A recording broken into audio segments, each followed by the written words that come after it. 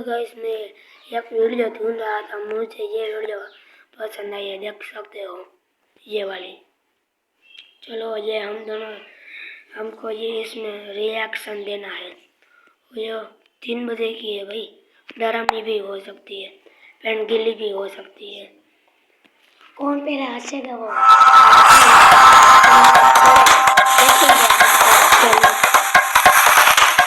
यो मेरा भाई है, देख सकते हो। क्या कभी आपने सीड 666 में जाके माइनक्राफ्ट खेलने का सोचा है, या फिर रात को 3 बजे उठकर कभी माइनक्राफ्ट खेला है आपने? नहीं तो आपने मशरूम आइलैंड के पीछे की कहानी तो जरूर सुनी होगी। क्या नहीं सुनी? डोंट वरी, आज की वीडियो में हम सब कुछ जानने वाले हैं। एंड हाँ, स्टार्ट करने से पहले मैं बता दूं, आज की वीडियो यार अपनी रिस्क पे देखना, क्योंकि ये वीडियो थोड़ी सी हटके होने वाली है। सो यार करते हैं स्टार्ट।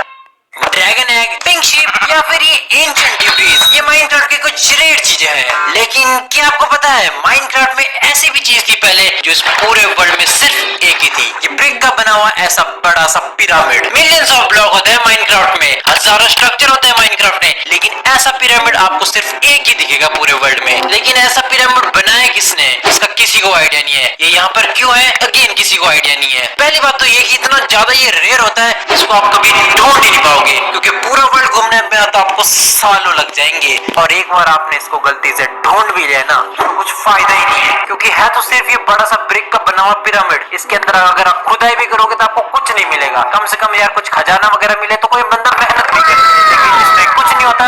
हाँ, अगर आपको मन है तो आप यहाँ की ब्रिक्स चुरा सकते हैं, उससे ज्यादा कुछ नहीं।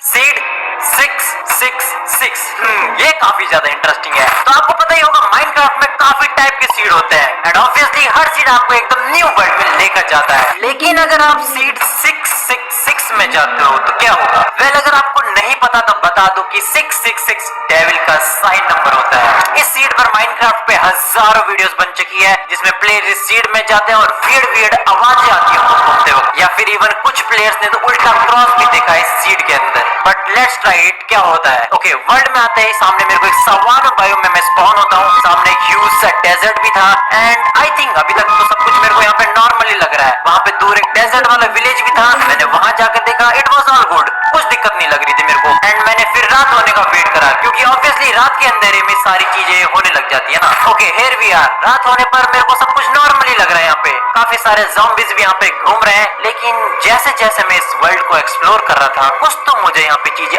आउट ऑफ द प्लेस लग रही थी इस वर्ल्ड में। मैं बिल्कुल यहाँ पे सरफेस लेवल पे खड़ा था, लेकिन मुझे जो केव नॉइसेस थी वो बहुत जोर से आ रही थी। ऑब्वियसली मैंने खुदाई करी और मैं नीचे केव में चला गया। वो नॉइस यार बढ़ती जा रही थी, बाकी सब कुछ यहाँ पे नॉर्मल था, वो नॉइस बढ़ती जा रही थी। और जैसे जैसे मैं नॉइस की तरफ जा रहा था ना, वेल मुझे ऐसा कहना तो बिल्कुल भी नहीं चाहिए, बट कुछ तो यहाँ पे मेरे को अलग out of the place feel हो रहा था। एक्सप्लोर करता करता मैं पहुंचता हूँ एक केव के अंदर, जहाँ पर मैंने ऐसा कुछ देखा आप बिलीव नहीं करोगे। यस, एक क्रॉस बना हुआ था। मुझे लिटरली यार यकीन नहीं हो रहा था ये देखकर, बट मैंने फिर ये सोचा कि यार ऐसा भी तो हो सकता है बिल्कुल ये रैंडम चीज हो। ऐसे नॉर्मल माइनक्राफ्ट में यार गड्ढे तो यार दिखती रहती है, तो मैंने ज्यादा कुछ वहाँ पे सोचा नहीं, सीधा यहाँ पे ऊपर आ चुका था और यहाँ पे डे टाइम भी हो गया। और अभी तो बिल्कुल यहाँ पे सब कुछ ही नॉर्मल लग रहा था। वैसे देखा जाए तो सीड 66 यार इतना भी ज्यादा डरावना नहीं था जितना मैंने सोचा था। एंड क्या पता वो आवाजें या फिर वो ऐसी वियर्ड सी फीलिंग मुझे इसलिए आ रही हो क्योंकि मैं ऐसा सोच रहा था कि मैं ही किसी हॉरर सीड के अंदर यहाँ पे खेल रहा हूँ, लेकिन कुछ पता नहीं यार, वो आवाजें बहुत ज्यादा वियर्ड थी,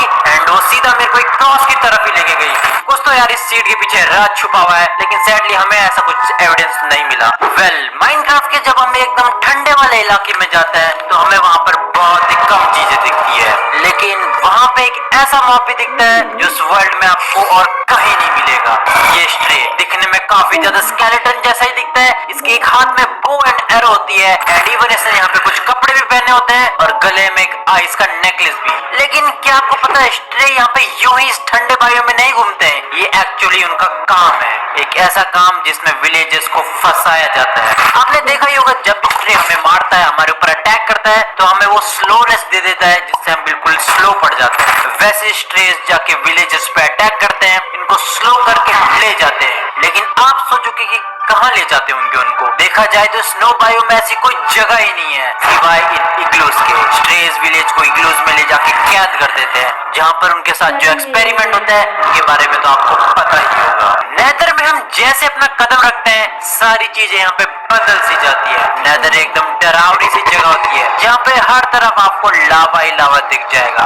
ऐसे स्ट्रक्चर यहाँ पे बने होते हैं जो कि नेदर को और ज्यादा अजीब बनाते हैं। ऐसे स्ट्रक्चर जिन्हें हम नेदर फोर्ट्रेस कहते हैं, जिसमें लंबी लंबी ऐसी दीवारें होती है, एक ऐसा पत्थर से बने होते हैं जो इस वर्ल्ड में आपको कहीं नहीं मिलता। अंदर जाने पर लंबे लंबे बड़े विदर स्केलेटन और आग के गोले फेंकने वाले ब्लेजेस मिल जाएंगे। इवन यहाँ पर चेस्ट में कीमती सामान भी भरा होता है। बहुत ही अजीब जगह होती है नेदर फोर्ट्रेस। लेकिन नेदर फोर्ट्रेस ऐसा क्यों बना होता है? सुनसान नेदर के बीचों बीच ऐसा बड़ा विशाल फोर्ट्रेस बनाने का क्या मतलब, और इसको किसने बनाया आखिर? अब स्केलेटन और ब्लेजेस तो इसको बिल्कुल भी नहीं बना सकते। इसको किसी ऊपरी दिमाग वाले जीव ने ही बनाया होगा ताकि वो अपना आप का बचाव कर सके उस नेदर के सबसे बड़े मॉब विदर से। इसकी ये ऊंची दीवारें देख के तो बिल्कुल यही समझ आता है। और ये विदर स्केलेटन और ब्लेजेस भी फोर्ट्रेस में बचाने का ही काम करते हैं। और इवन फोर्ट्रेस का मतलब ही होता है किसी चीज की प्रोटेक्शन करना। लेकिन ऐसा कुछ बड़ा जीव आज तक हमें माइनक्राफ्ट में क्यों नहीं दिखा भला? तो देखो, माइनक्राफ्ट हम यार रोज ही खेलते हैं। कभी ऐसे स्कूल आने के बाद हमने माइनक्राफ्ट खेल लिया, या कभी रात को डिनर करने के बाद हमने माइनक्राफ्ट खेल लिया। लेकिन क्या कभी आपने रात को 3 बजे माइनक्राफ्ट खेला है? क्योंकि कुछ माइनक्राफ्ट की थ्योरीज के अकॉर्डिंग रात को 3 बजे माइनक्राफ्ट का न्यू वर्ल्ड खेलना काफी ज्यादा क्रीपी होता है। मुझे भी यही ट्राई करना था। सबसे पहले तो मैंने यहाँ पे 2-3 अलार्म लगा दिए रात को और मैं सोने चला गया। रात के एग्जैक्ट 3 बजे अलार्म बजता है। पहले अलार्म में मैं उठ जाता हूँ क्योंकि मैं काफी ज्यादा एक्साइटेड था। घर में यहाँ पे पूरा सन्नाटा हो चुका था रात में, और अब माइनक्राफ्ट को ऑन करके मैंने एकदम न्यू वर्ल्ड बना लिया और मैं माइनक्राफ्ट खेलने लग गया। करीब 12-13 मिनट माइनक्राफ्ट खेलने के बाद वहाँ पे एकदम गहरी रात हो चुकी थी। एंड यस, थोड़ी देर ही माइनक्राफ्ट खेलने के बाद मुझे वियर्ड सी फीलिंग आने लगी थी। मुझे पता नहीं ऐसा क्यों लग रहा था कि मॉब्स यहाँ पे कुछ ज्यादा ही स्पॉन हो रहे हैं। भर भर के यहाँ पे क्रीपर्स, ज़ॉम्बीज वगैरह स्पॉन हुए जा रहे थे, मेरे पीछे पड़े हुए थे। और मैंने रात को वहाँ पे सोने के बजाय एक्सप्लोर करने का ही प्लान बनाया, जो कि मेरी सबसे ज्यादा बड़ी गलती थी। तो सब कुछ तो वैसे यार नॉर्मली चल रहा था, पर 3:22 के आसपास मैं ऐसे ही जंगल के पास में घूम रहा था एंड सडनली माइनक्राफ्ट की आवाज एकदम से बढ़ जाती है। ग्रास पर दूर किसी चलने की आवाज आती है। ऐसा कोई लग रहा था कि चल रहा था, बट लिटरली मैंने उधर वहाँ पे जाके देखा एंड मेरे को कुछ भी नहीं दिखता है वहाँ पे, बस वो खाली वियर्ड सी फीलिंग और माइनक्राफ्ट की डरावनी आवाज। उसके बाद वहाँ पे धीरे धीरे सुबह भी होने लग गई थी, तो मैंने सोचा शायद वो कोई मेरा वहम ही होगा। एंड मुझे काफी नींद भी आ रही थी, तो मैंने माइनक्राफ्ट बंद करा और सोने चला गया था। विलेजेस माइनक्राफ्ट में जाके लूटना सबको ही पसंद है। विलेजेस काफी ज्यादा एकदम भोंदू होते हैं ना, इसलिए माइनक्राफ्ट में देखो अलग अलग टाइप के विलेजेस होते हैं। एंड कुछ तो विलेजेस ऐसे भी होते हैं जो कि काफी ज्यादा एकदम अलग से दिखते हैं, जहाँ पर आपको कोई भी विलेजर नहीं दिखेगा। इवन यहाँ पे कोई आयरन गोलम भी नहीं रहता है। हर जगह यहाँ पे आपको स्पाइडर्स के कॉबवेब भरे हुए दिख जाएंगे। लेकिन क्या कभी आपने सोचा ये विलेज ऐसा क्यों है भला? नॉर्मल विलेज में आप जाके देखोगे एकदम हरियाली होती है, वहाँ पे काफी ज्यादा चहल पहल होती है। लेकिन यहाँ तो सिर्फ एक डरावनी चीज, शांति के अलावा कुछ भी नहीं है। ऐसा भी तो हो सकता है कि ये एक जमाने में बिल्कुल नॉर्मल विलेज जैसा ही दिखता होगा, क्या पता किसी कारण इसका हाल ऐसा हो चुका है। और इतने सारे कॉबवेब देख के तो एक चीज मेरे को समझ आती है, इस विलेजर का हाल पक्का इन स्पाइडर्स ने ही करा होगा। जी हाँ, मुझे तो बिल्कुल ऐसा ही लगता है। एक दिन काफी सारे पॉइजन स्पाइडर का एकदम ढेर आया होगा और इस पूरे विलेज को उन्होंने एकदम तबाह कर दिया होगा। इतने सारे स्पाइडर्स आयरन गोलम भी नहीं मार पाएंगे ऑब्वियसली, और इसी कारण यहाँ पे सारे विलेजर्स भी मर गए होंगे। और सबके घरों में आपने इवन स्पाइडर के कॉबवेब इसीलिए देखे होंगे, और इवन चेस्ट के अंदर भी आपको कुछ स्पाइडर्स के पार्ट भी दिख ही जाएंगे।